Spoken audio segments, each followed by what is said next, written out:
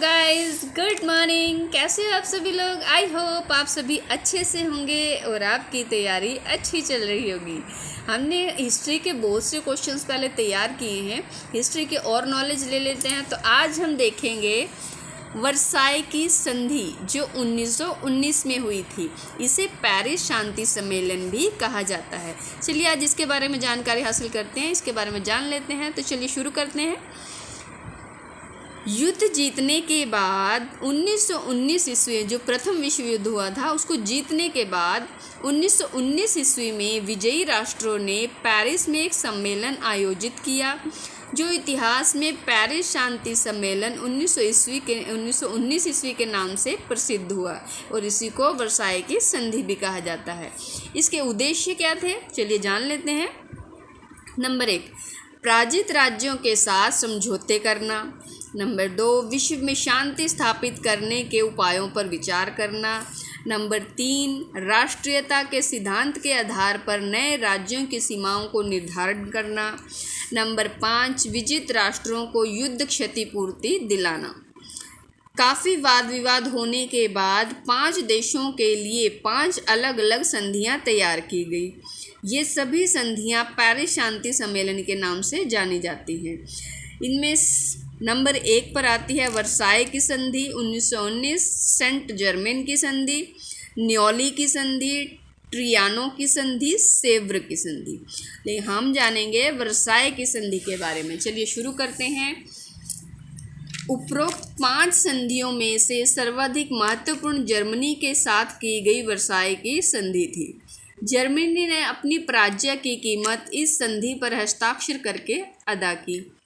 उसे अपने बहुत से भूभागों से हाथ धोना पड़ा। युद्ध का सारा दायित्व जर्मनी पर डाल दिया गया। जर्मनी के प्रधानमंत्री शिडमैन ने कहा था, मेरे विचार से कोई भी ईमानदार व्यक्ति इस प्रकार की संधि की शर्तों को स्वीकार नहीं कर सकता। इस संधि के बारे में जान लेते हैं कि संधि थी क्या, कि कौन कौन सी शर्तें थी इनकी, उस शर्तों के बारे में जानते हैं। संधि के अनुसार जर्मनी के संबंध में निम्नलिखित व्यवस्थाएं की गई। नंबर 1, प्रादेशिक व्यवस्था। इसके नंबर 1 में आता है अल्सेस लॉरेन फ्रांस को देने पड़े। नंबर 2, सार घाटी 15 वर्षों के लिए फ्रांस को सौंपी गई। यह जर्मनी की खनिज पदार्थों से संपन्न घाटी थी। यूपेन व मोर्सनेट मालमेडी को, जो जर्मनी बेल्जियम की सीमा पर स्थित था, बेल्जियम को दे दिए गए।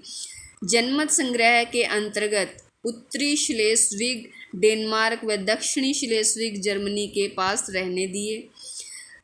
जो उत्तरी था वो डेनमार्क को दे दिया गया, जो दक्षिणी श्लेस्विग था वो जर्मनी के पास रहा। ऑस्ट्रिया, जर्मनी व रूस के पोल क्षेत्रों को मिलाकर स्वतंत्र पोलैंड बना दिया गया। मेमल का बंदरगाह जो बाल्टिक सागर पर स्थित था, जर्मनी द्वारा राष्ट्रसंघ को इसलिए सौंपना पड़ा ताकि उसे लिथुआना को हस्तांतरित किया जा सके।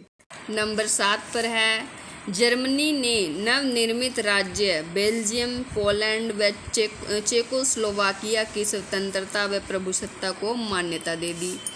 नंबर 8 पर तुर्की व बल्गेरिया में जर्मनी की संपत्ति व सुविधाएं जब्त कर ली गई। समुद्र पार रहने वाले जर्मन नागरिकों तथा कंपनियों की सारी संपत्ति, अधिकार व हितों को रखने व बेचने का अधिकार मित्र राष्ट्रों ने अपने हाथ में ले लिया। नंबर 2 पर आती है इसकी सैनिक व्यवस्था। सैनिक व्यवस्था पर क्या असर पड़ा था उसके बारे में देख लेते हैं। सैनिक दृष्टि से ऐसी व्यवस्था की जिसमें वह पुनः विश्व शांति के लिए खतरा ना बन सके। उसकी सैनिक शक्ति पर निम्नलिखित प्रतिबंध लगा दिए गए। नंबर 1, जर्मनी की सेना की संख्या सैनिक अधिकारियों सहित 1 लाख निर्धारित कर दी गई। जर्मनी पर वायु सेना रखने पर रोक लगा दी गई। जर्मनी में गोला बारूद तथा अस्त्र शस्त्र के उत्पादन को सीमित कर दिया गया। जर्मनी की बंदरगाहों और नदियों के तट पर बनी किलेबंदियों को तोड़ने के आदेश दे दिए गए। उसकी सेना की संख्या को सीमित कर दिया गया। ये थी वार्साय की संधि, जो पेरिस सम्मेलन के नाम से जानी जाती है। तो आप इस क्वेश्चंस को तैयार कर लीजिए, मोस्ट इम्पोर्टेंट क्वेश्चंस हैं ये सभी।